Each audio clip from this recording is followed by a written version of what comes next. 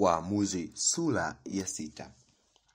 Kisha wana wa Israeli walifanya yaliyo maovu mbele za macho ya Bwana. Bwana akawatia mikononi mwa Midiani muda wa miaka 7. Mkono wa Midiani ulikuwa na nguvu juu ya Israeli, tena kwa sababu ya Midiani wana wa Israeli walijifanyia hayo mashimo yaliyo milimani na hayo mapango na hizo ngome. Basi ikawa hapo Israeli walipokuwa wamepanda mashamba, Wamidiani wakakwea na Waamaleki na hao wana wa mashariki wakakwea juu yao, wakapanga marago juu yao na kuyaharibu hayo maongeo ya nchi hata ufikapo Gaza, wala hawakuacha katika Israeli riziki ziwazo zote, kondoo wala ng'ombe wala punda, kwa maana walikwea na ng'ombe zao na hema zao, wakaja mfano wa nzige kwa wingi wao, na ngamia zao pia walikuwa hawana hesabu, nao waliingia katika hiyo nchi ili kuiharibu, hawana hesabu nao ili kuiharibu. Israeli walitwezwa sana kwa sababu ya Wamidiani, nao wana wa Israeli walipomlilia Bwana kwa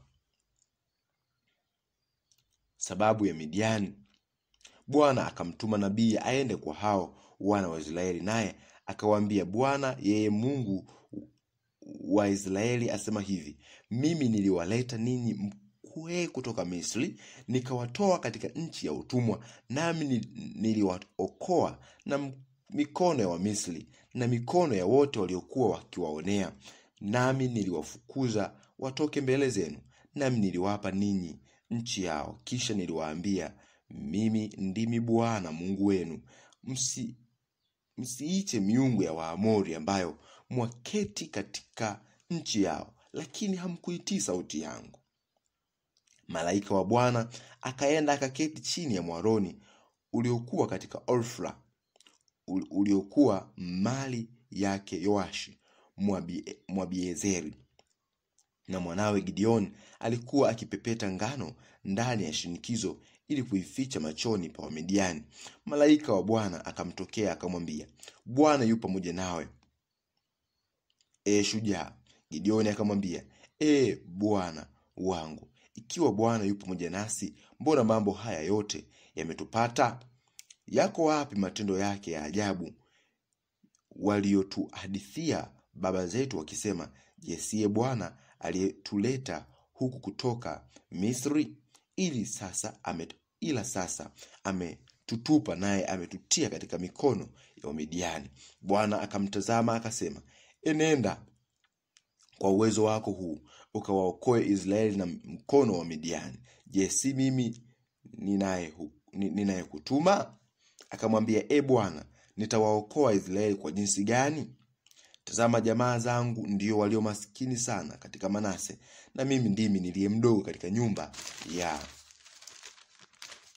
baba yangu. Bwana akamwambia, hakika nitakuwa pamoja nawe, nawe utawapiga Wamidiani kama mtu mmoja. Naye akamwambia, kama nimepata kibali mbele za macho yako, basi unionyeshe ishara ya kuwa ndiwe wewe unayesema nami. Tafadhali usiondoke hapa hata nikujie nikatoe zawadi yangu na kuiweka mbele zako. Akasema, nitangoja hata utakaporudi.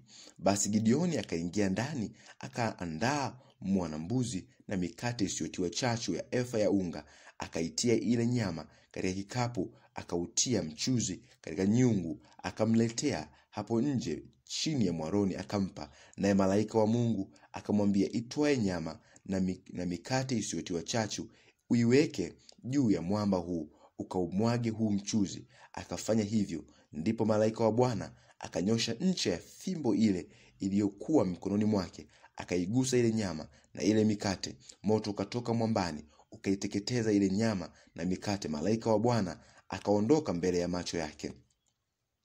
Gideoni akaona ya kuwa ni malaika wa Bwana. Gideoni akasema, ole wangu, Bwana Mungu, kwa kuwa nimemwona Bwana uso kwa uso. Bwana akamwambia, amani iwe pamoja nawe, usiogope, hutakufa. Ndipo Gideoni akamjengea Bwana madhabahu hapo, akaita jina lake Yehova Shalom. Hata hivi leo iko huko katika Ofra ya Waabiezeri. Ikawa usiku huo Ikawa usiku huo huo Bwana akamwambia, mtwae ng'ombe wa baba yako, yaani ng'ombe wa pili wa miaka 7, ukaiangushe madhabahu ya Baali alionayo baba yako, ukaikate Ashera ile iliyo karibu nayo, ukamjengee Bwana Mungu wako madhabahu juu ya ng'ombe hii kwa taratibu zake. Ukamtwae yule ng'ombe wa pili na kumtoa awe sadaka ya kuteketezwa kwa kuni za ile Ashera ulioikata. Ndipo Gideoni akatoa watu 10 miongoni mwa watumishi wake, akafanya kama Bwana alivyomwambia. Lakini ikawa kwa sababu aliwaogopa watu wa nyumba ya baba yake na watu wa mji, hakuweza kuyatenda hayo wakati wa mchana, basi aliyatenda usiku. Hata watu wa mji walipoondoka asubuhi na mapema, tazama, madhabahu ya Baali imebomolewa na ile Ashera iliyokuwa karibu nayo imekatwa, na yule ng'ombe wa pili ametolewa sadaka juu ya ile madhabahu iliyojengwa. Wakaambiana, ni nani aliyetenda jambo hili?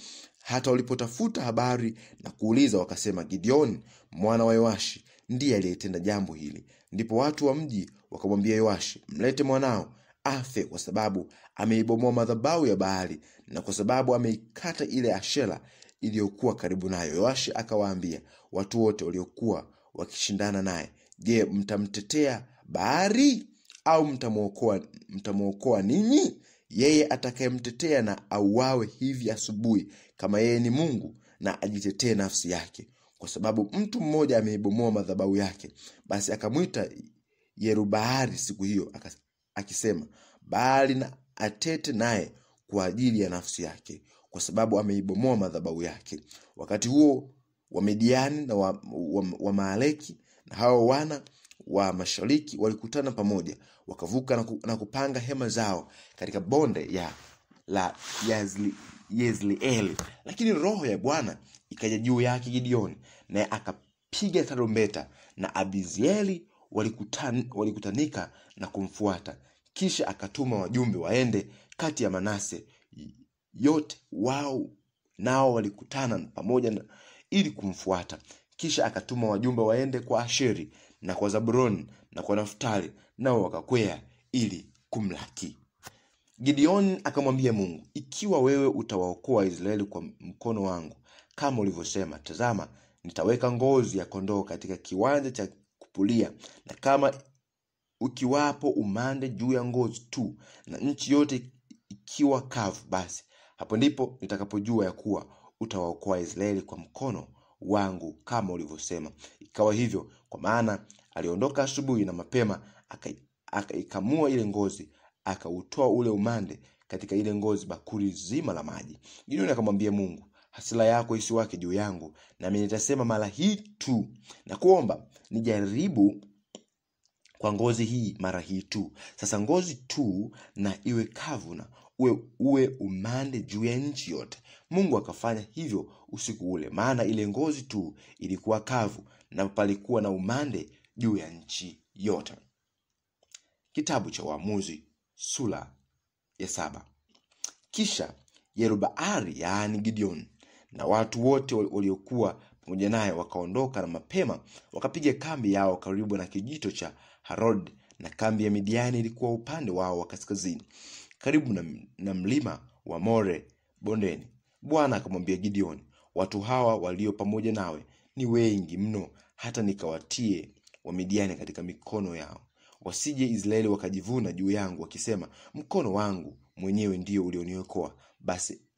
Basi sasa enda tangaza habari masikioni mwa watu hawa na kusema, mtu awaye yote anayeogopa na kutetemeka, na arudi aondoke katika mlima wa Gileadi. Ndipo watu 22,000 wakarudi katika watu hao, wakabaki watu 10,000. Bwana akamwambia Gideoni, hata sasa watu hawa ni wengi mno, uwalete chini majini, nami nitawajaribu huko kwa ajili yako. Kisha itakuwa ya kwamba yule nitakaye kuambia, huyu atakwenda pamoja nawe, ndiye atakayekwenda pamoja nawe, na mtu yule nitakayekuambia, huyu hata kwenda pamoja nawe, basi mtu huyo hata kwenda. Basi akawaleta watu chini majini. Bwana akamwambia Gideoni, kila mtu atakayeramba maji kwa ulimi wake, kama vile arambavyo mbwa, huyo utamweka kando kadhalika kila mtu apigaye magoti kunywa. Na hesabu ya hao waliokunywa kwa kurambaramba wakipeleka mkono kinywani ulikuwa watu 300. Bali watu wengine wote walipiga magoti kunywa maji. Bwana akamwambia Gideoni, kwa watu hawa 300 walioyaramba maji nitawaokoa, nami nitawatia Wamidiani katika mikono yao. Lakini watu hawa wote wengine na waende zao kila mtu mahali pake. Basi wale watu wakachukua vyakula vyao mikononi mwao, tarumbeta zao, naye akawapeleka watu wote wa Israeli kila mtu hemani kwake. Bali aliwazuia wale watu 300, na kambi ya Wamidiani ilikuwa chini yake bondeni. Ikawa usiku huo huo Bwana akamwambia, ondoka, shuka kambini, maana nimeitia katika mikono yako. Lakini ukiogopa kushuka,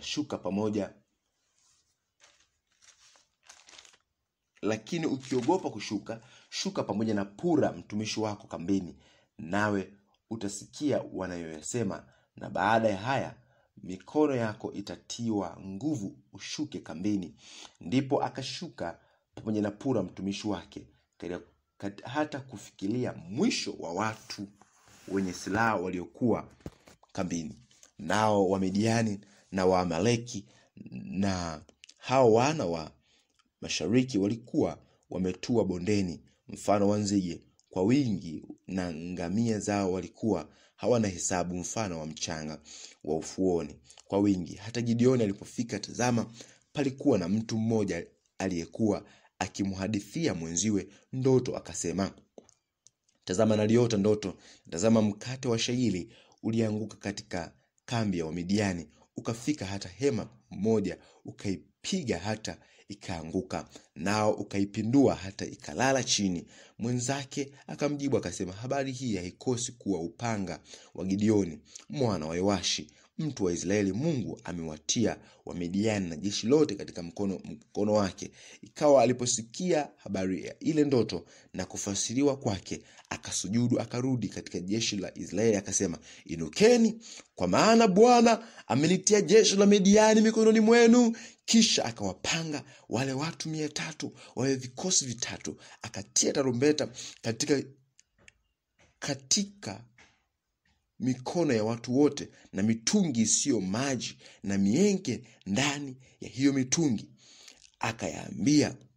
Akawaambia, nitazameni mkafanye kama nifanyavyo mimi. Angalieni, nitakapofika mwisho wa kambi itakuwa nifanyavyo mimi, nanyi fanyeni kadhalika.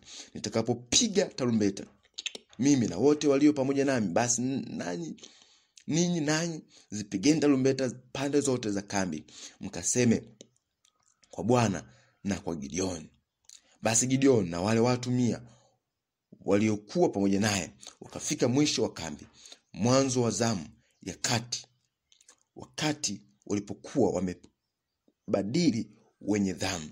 Wakazipiga hizo tarumbeta, wakaivunja vipande ile mitungi iliyokuwa mikononi mwao. Vile vikosi vitatu wakapiga tarumbeta, wakaivunja mitungi, wakaishika mienge kwa mikono yao ya kushoto na zile tarumbeta katika mikono yao ya kuume ili kuzipiga. Wakapiga kelele, upanga wa Bwana na wa Gideoni wakasimama kila mtu mahali pake kuizunguka kambi pande zote. Jeshi lote wakakimbia, nao wakapiga kelele, wakawakimbiza, wakazipiga zile tarumbeta 300.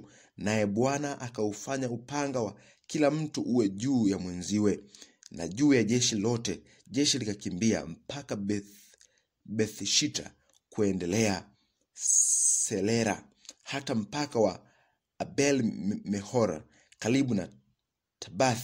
Wanaume wa Israeli walikuwa wamekusanyika kutoka Naftali na kutoka Asheri na kutoka Manase yote, wakawafuatia Midiani.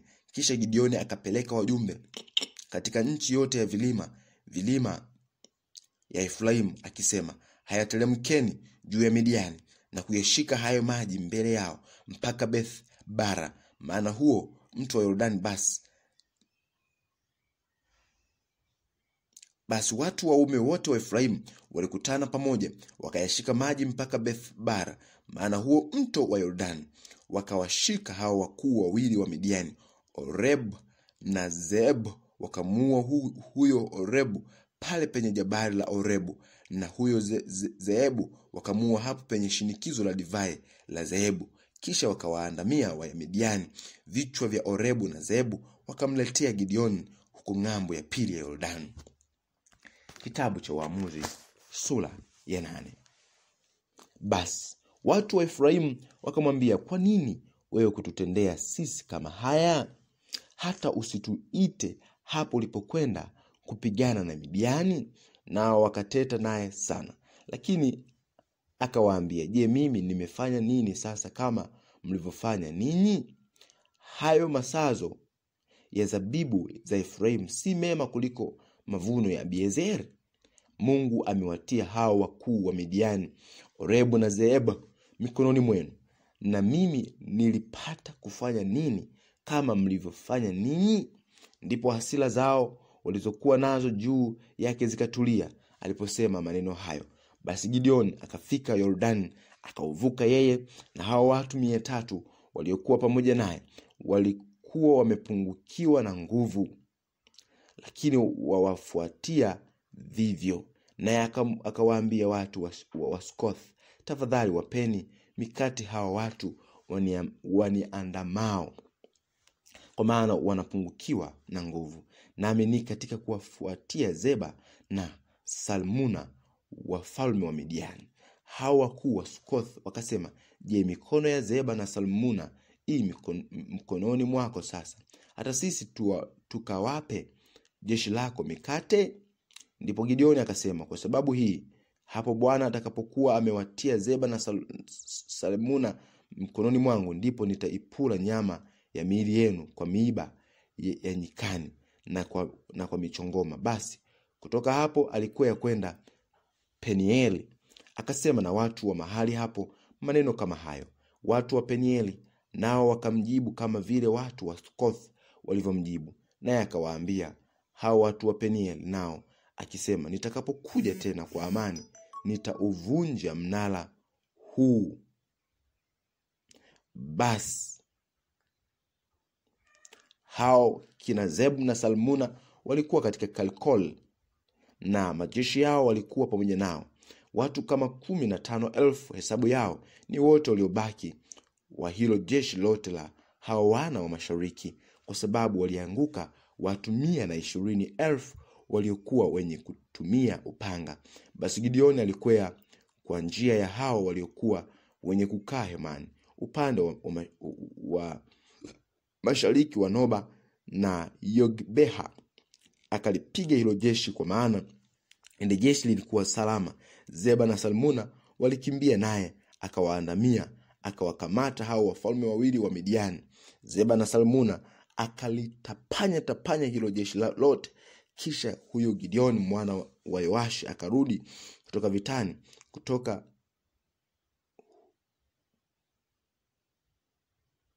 kwenye makweleo ya Helesi. Ndipo akamshika mtu mmoja Hirimu katika watu wa Sukoth, akamuuliza, naye akamwandikia majina ya hao wakuu wa Sukoth na wazee wa mji, watu 77. Kisha akawafikiria wale watu wa Sukoth, akawaambia, tazama, Zeba na Salmuna ambao ninyi mlinisimanga kwa ajili yao mliposema, je, mikono ya Zeba na Salmuna iko sasa mikononi mwako wewe, hata tuwape watu wako waliochoka mikate? Basi akawatoa hao wazee wa mji na miiba ya nyikani na michongoma, akawafunza hao watu wa Sukosi kwayo. Kisha akaupomosha mnara wa Peniel na kuwaua watu wa mji huo. Ndipo akawaambia hao Zeba na Salmuna, nao hao watu mliowaua huko Tabor walikuwa watu wa namna gani? Wakamjibu, walikuwa kama wewe ulivyo. Kila mmoja alikuwa anafanana na wana wa mfalme. Naye akasema, watu hao walikuwa ndugu zangu, wana wa mama yangu mimi, kama yeye Bwana alivyo hai, kwamba mliwaokoa hai watu hao, mimi nisingewaua ninyi. Kisha akamwambia Yetheri, mwanawe mzaliwa wa kwanza, haya, simama uwaue hawa. Lakini huyo kijana hakutoa upanga wake, maana akaacha, kwa sababu alikuwa ni kijana tu. Ndipo hapo Zeba na Salmuna wakasema, simama wewe ukatuangukie sisi, kwa maana kama mtu alivyo ndivyo zilivyo nguvu zake. Basi Gideoni akasimama akawaua Zeba na Salmuna, akazitoa koja zilizokuwa katika shingo za ngamia zao. Ndipo watu wa Israeli wakamwambia Gideoni, tawala wewe juu yetu, wewe na mwanao na mjukuu wako pia, kwa kuwa wewe umetuokoa na mikono ya Midiani. Gideoni akawaambia, mimi sitatawala juu yenu, wala mwanangu hatatawala juu yenu, yeye Bwana atatawala juu yenu. Kisha Gideoni akawaambia, mimi nina haja yangu ni itakayo kwenu, ni ya kila mtu kunipa hizo pete za masikio ya mateka yake. Kwa maana walikuwa na pete za masikio za dhahabu, kwa sababu walikuwa ni wa Ishmael. Wakajibu, tutakupa kwa mioyo. Basi wakatandika nguo chini, wakatia humo kila mtu pete za masikio ya mateka yake.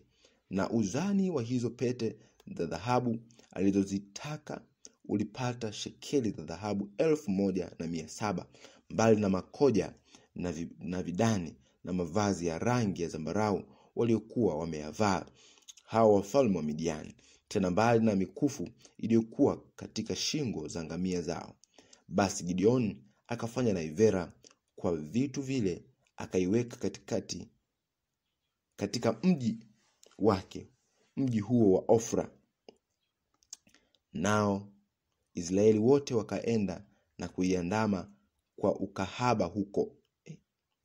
Nayo ilikuwa ni tanzi kwa Gideoni na kwa nyumba yake. Hivyo Midiani walishindwa mbele ya wana wa Israeli, wala hawakuinua vichwa vyao tena. Nayo nchi ilipata kuwa na amani muda wa miaka 40 katika siku za Gideoni. Kisha huyo Yerubaali mwana wa Yoash akaenda kukaa katika nyumba yake mwenyewe. Gideoni alikuwa na wana 70 waliozaliwa na mwili wake, kwa maana alikuwa na wake wengi. Na suria yake aliyekuwako Shekem, naye akamzalia mwana, naye akamuita jina lake Abimeleki. Basi Gideoni mwana wa Yoashi akafa mwenye umri wa uzee mwema, akazikwa katika kaburi la Yoashi baba yake katika Ofra ya Abiezeri. Kisha ikawa mara alipokufa Gideoni, wana wa Israeli wakakengeuka tena, wakawaandama Mabaali kwa ukahaba, wakamfanya Baal Belth kuwa ni mungu wao. Kwani wana wa Israeli hawakumkumbuka Bwana Mungu wao, ambaye ndiye aliwaokoa na mikono ya adui zao wote pande zote, wala hawakuifanyia mema nyumba ya Yerubaali, yaani Gideoni, kwa kuyafuata hayo mema yote aliyowafanyia Israeli. Kitabu cha Waamuzi sura ya 9. Abimeleki mwana wa Yerubaali akaenda Shekemu kwa ndugu za mama yake, akanena nao na wote waliokuwa wa nyumba ya baba ya mama yake, akasema, haya, neneni tafadhali masikioni mwa waume wote wa Shekemu, mkaulize, je, ni lipi lililojema kwenu, kwamba hao wana wa Yerubaali wote ambao ni watu 70 watawale juu yenu, au kwamba mtu mmoja atawale juu yenu? Tena kumbukeni ya kwamba mimi ni mfupa na nyama yenu. Hao ndugu za mama yake wakanena habari zake masikioni mwa hao watu wote wa Shekemu maneno hayo yote, na mioyo yao ikaelekea kumwandama Abimeleki, kwa kuwa walisema, huyu ni ndugu yetu. Wakampa vipande vya fedha 70 vilivyotoka katika nyumba ya Baal Pelth, na kwa fedha hizo Abimeleki akaajiri watu wapuuzi mabaradhuri wafuatane naye. Kisha akaenda nyumbani kwa babaye huko Ofra, akawaua nduguze hao wana wa Yerubaali watu 70, akawaua juu ya jiwe moja. Lakini Yotham mwana mdogo wa Yerubaali alisalia, kwa maana alijificha. Kisha hao watu wote wa Shekemu wakakusanyika pamoja na jamaa yote ya Milo, wakaenda na kumtawaza Abimeleki awe mfalme karibu na huo mgandi ulio karibu na ngome iliyo katika Shekemu. Kisha walipomwambia huyo Yothamu, yeye akaenda akasimama juu ya kilele cha kilima cha Gerizimu, akapaza sauti yake, akapiga kelele na kuwaambia, nisikieni mimi, enyi watu wa Shekemu, ili kwamba Mungu naye apate kuwasikia ninyi. Siku moja miti ilitoka ili kuutia mmoja mafuta uwe mfalme juu yao, ikauambia mti mzeituni, tawala wewe juu yetu. Lakini huo mzeituni ukaiambia, je, niache mafuta yangu ambayo kwangu mimi watu wamheshimu Mungu na wanadamu, ili niende nikayonge juu ya miti? Kisha miti ikauambia mtini, njoo wewe utawale juu yetu.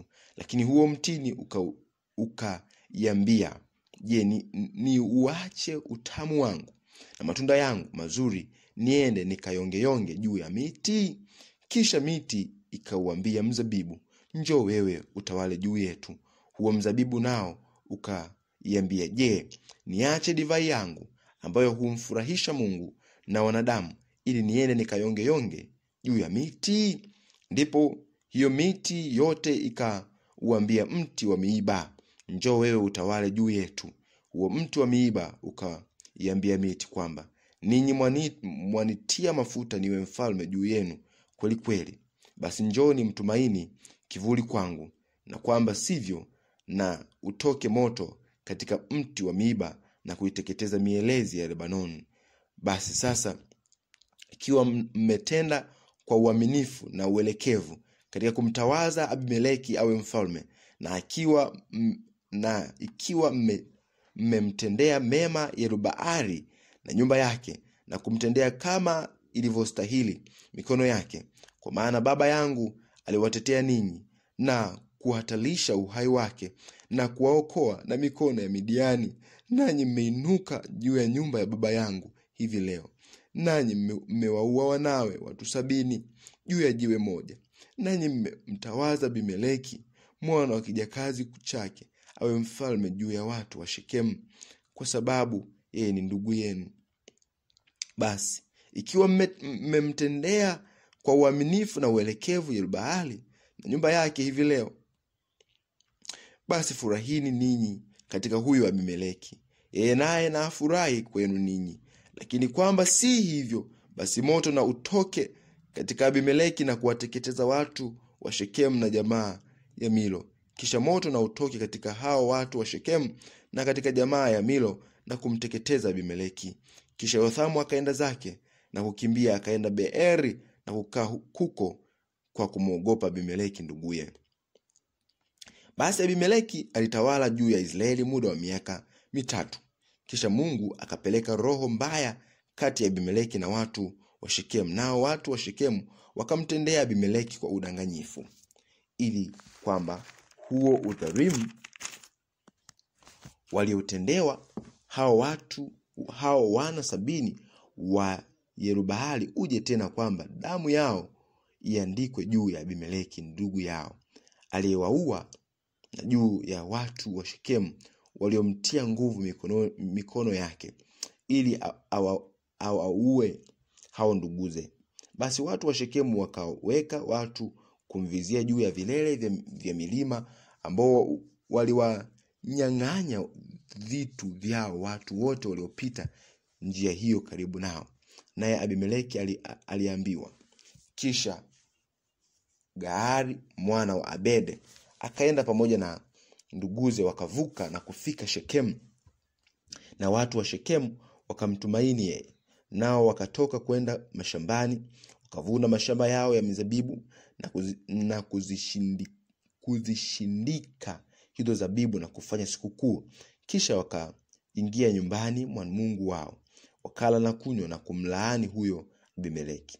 Na Gaali mwana wa Abedi akasema, Abimeleki ni nani na Shekemu ni nani, hata tukamtumikie yeye? Yeye je, si mwana wa Yerubaali, na Zeburi si akida wake? haya, ninyi watumikieni hao watu wa Hamori babaye Shekemu. Lakini sisi, je, tumtumikie kwa sababu gani? Laiti watu hawa wangekuwa chini ya mkono wangu, hapo basi mimi ningemuondoa huyo Abimeleki. Kisha akamwambia Abimeleki, haya, ongeza askari zako utoke nje. Basi hapo Zebuli aliyekuwa liwali wa mji alipoyasikia hayo maneno ya Gaali mwana wa Abed, hasira zake zikamwaka, naye akatuma wajumbe waende kwa Abimeleki kwa siri, akasema, tazama, Gaali mwana wa Abed na ndugu zake wamekuja Shekemu, na tazama, waufitinisha mji huu kinyume chako. Basi sasa inuka wewe usiku, wewe na watu walio pamoja nawe, umvizie mashambani. Kisha itakuwa asubuhi, mara litakapokucha jua, wewe utaamka asubuhi na mapema na kuushambulia mji huo. Tena angalia, hapo yeye na wale watu walio pamoja naye watakapokutokea nje kupigana nawe, ndipo utapata kuwatenda kama ulivyopata nafasi. Basi Abimeleki akainuka na watu wote waliokuwa pamoja naye usiku, nao wakauvizia Shekemu kwa vikosi 4.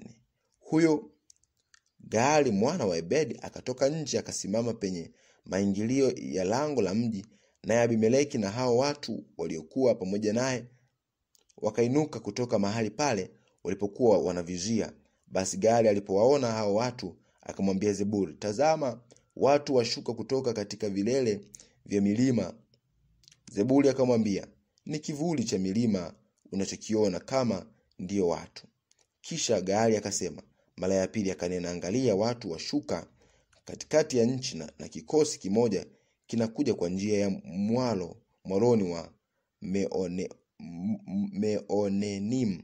Ndipo Zebuli akamwambia, je, kinywa chako sasa ki wapi, hata ukasema huyo Abimeleki ni nani, hata inatupasa kumtumikia yeye? Je, hawa sio watu hao uliowadharau wewe? Hayatoka nje sasa, tafadhali upigane nao. Basi Gaali akatoka nje mbele ya watu wa Shekemu, akapigana na Abimeleki, lakini Abimeleki akamkimbiza, naye akakimbia mbele yake. Wengi wakaanguka, waliojeruhiwa hata kufikiria maingilio ya hilo lango. Abimeleki akakaa Aruma, na Zebuli akawatoa Gaali na ndugu zake wasikae katika Shekemu. Ikawa siku ya pili yake, watu wakatoka waende mashambani, naye Abimeleki aliambiwa, naye akawatoa watu wake na kuwagawanya wawe vikosi 3, nao wakavizia mashambani. Naye akaangalia, na tazama, watu walikuwa watoka humo mjini. Basi akainuka na kupigana nao, akawapiga. Abimeleki na vile vikosi vilivyokuwa pamoja naye wakafuliza kwenda mbele, wakasimama penye maingilio ya lango la mji, na vile vikosi viwili vikawarukia hao wote waliokuwa mashambani na kuwapiga. Abimeleki akapigana na huo mji mchana kutwa, akautoa mji, akawaua watu waliokuwamo ndani yake. Kisha akauporomosha mji na kuutia chumvi. Kisha watu wote waliokaa katika ile buruji ya Shekemu waliposikia habari hiyo, wakaingia ndani ya ngome ya nyumba ya El-Beleth. Abimeleki aliambiwa ya kuwa watu hao wote wa buruji ya Shekemu wamekutana pamoja. Basi Abimeleki akakwea kwenda kilima cha Salmon, yeye na wote waliokuwa pamoja naye. Na Abimeleki akashika shoka mkononi mwake, akakata tawi moja katika miti, akalishika na kujitweka fuzini mwake. Akawaambia hao watu waliokuwa pamoja naye, haya, mlioniona mimi kufanya, fanyeni upesi vivyo kama nilivyofanya mimi. Basi watu hao wote vivyo wakakata kila mtu tawi lake, wakamwandama Abimeleki, wakayaweka hayo matawi pale ngomeni na kuiteketeza moto hiyo ngome juu yao. Basi hivyo watu wote wa hiyo buruji ya Shekemu wakafa, walipata kama watu 1000 waume kwa wake. Ndipo Abimeleki alipokwenda Thebes, akapanga kinyume cha Thebes na kuutwaa. Lakini ndani ya huo mji palikuwa na buruji yenye nguvu, na watu wote waume na wake wakakimbilia huko, na watu wote wa mji nao wakajifungia ndani. Wakapanda paa la buruji. Abimeleki akaiendea hiyo buruji na kupigana nayo, naye akaukaribia mlango wa buruji ili auteketeze kwa moto. Na mwanamke mmoja akabwaga jiwe la kusagia la juu, nalo likampiga Abimeleki kichwani na kulivunja fuvu la kichwa chake. Ndipo akamwita kwa haraka huyo kijana aliyekuwa anamchukulia silaha zake na kumwambia, futa upanga wako uniue, ili watu wasiseme juu yangu, aliuawa na mwanamke. Basi huyo kijana wake akamchoma upanga, naye akafa. Basi hapo watu wa Israeli walipoona ya kuwa Abimeleki amekufa, wakaondoka wakaenda kila mtu mahali pake. Basi hivyo Mungu akalipiza kisasi juu ya uovu wa Abimeleki aliyomtenda baba yake katika kuwaua hao nduguze watu 70. Uovu wote wa watu wa Shekemu Mungu alilipiza juu ya vichwa vyao, na hiyo laana ya Yotham mwana wa Yerubaali ikawajilia juu yao. Kitabu cha Waamuzi sura ya 10. Baada yake Abimeleki akainuka Tora mwana wa Pua mwana wa Dodo mtu wa Isakari kuwaokoa Israeli, naye alikuwa akikaa Shamiri katika nchi ya vilima ya Efraimu. Huyo akawa mwamuzi wa Israeli muda wa miaka 23, akafa akazikwa katika Shamiri. Baada yake huyo akainuka Yairi Mgileadi, naye akawa mwamuzi wa Israeli muda wa miaka 22. Huyo alikuwa na wana 30 waliokuwa wakipanda wanapunda 30, nao walikuwa na miji 30 ambayo inaitwa Hawoth Yairi hata hivi leo, nayo iko katika nchi ya Gileadi. Yairi akafa akazikwa huko Kamon. Kisha wana wa Israeli walifanya tena yaliyo maovu mbele za macho ya Bwana, wakawatumikia Mabaali na Maashtoleth na miungu ya Shamu na miungu ya Sidon na miungu ya Moabu na miungu ya wana wa Amoni na miungu ya Wafilisti, nao wakamwacha Bwana wala hawakumtumikia yeye. Hasira za Bwana ziliwaka juu ya Israeli, akawauza na kuwaua mikononi mwa Wafilisti na mikononi mwa wana wa Amoni, nao wakawasumbua na kuwaonea wana wa Israeli mwaka huo waliowaonea wana wa Israeli wote waliokuwa ng'ambo ya pili ya Yordani katika nchi ya Waamori iliyoko huko Gileadi muda wa miaka 18. Wana wa Amoni nao wakavuka Yordani ili wapigane na Yuda na kupigana na Benyamin na nyumba ya Efraimu. Basi hivyo Israeli walikuwa wanasumbuliwa sana. Ndipo wana wa Israeli wakamlilia Bwana wakisema, sisi tumekufanyia dhambi kwa sababu tumemwacha Mungu wetu na kuyatumikia Mabaali. Naye Bwana akawaambia wana wa Israeli, je, sikuwaokoa ninyi na hao Wafilisti na Waamori na wana wa Amoni na Wafilisti, hao wa Sidoni nao na Waamaleki?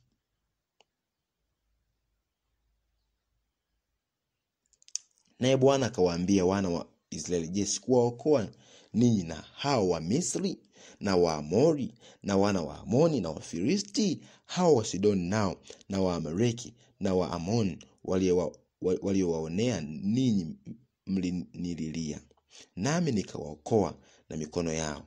Lakini mmeniacha mimi na kuitumikia miungu mingine, basi kwa ajili ya hayo mimi sitawaokoa tena. Haya, endeni mkaililie hiyo miungu mlioichagua, na hiyo iwaokoe wakati wa kusumbuka kwenu. Wana wa Israeli wakamwambia Bwana, tumefanya dhambi, utufanyie yote uyaonayo kuwa ni mema, lakini tuokoe twakusihi siku hii ya leo. Haya tu. Nao wakaiondoa hiyo miungu ya kigeni iliyokuwa kati yao, na wakamtumikia Bwana, na roho yake ilihuzunika kwa sababu ya msiba wa Israeli. Wakati huo wana wa Amoni walikutana na pamoja, wakapanga marago huko Gileadi. Wana wa Israeli nao wakajikusanya, wakapanga marago Mispa. Na hao watu wakuu wa Gileadi wakaambiana wao kwa wao, je, ni mtu yupi atakayeanza kupigana na wana wa Amoni? Yeye atakuwa ni kichwa juu ya wenyeji wote wa Gileadi.